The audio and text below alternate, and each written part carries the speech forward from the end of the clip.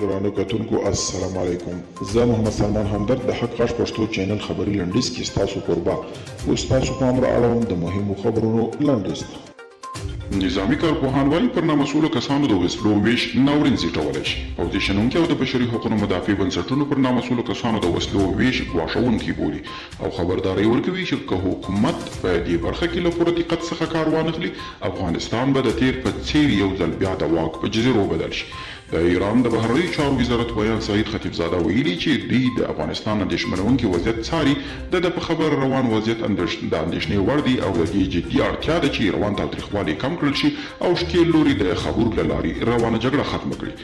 په ملګرو ملتونو کې د امریکا استازي لیندا تامس ګرینفیلډ د امنیت شورا غونډه کې په خپلو څرګندونو کې ویلي چې نړۍ افغانستان د اسلامي امارت راګرځېدل او یا د طالبانو له لوري د داسې حکومت رامنځته کېدل په رسمیت نه پیژني چې هغه د زور له لارې جوړ شوی وي او د بشري حقوقو خپلواک کمیسیون د جګړې له ښکیلو غاړو د ملکیانو خوندیتوب وغوښت.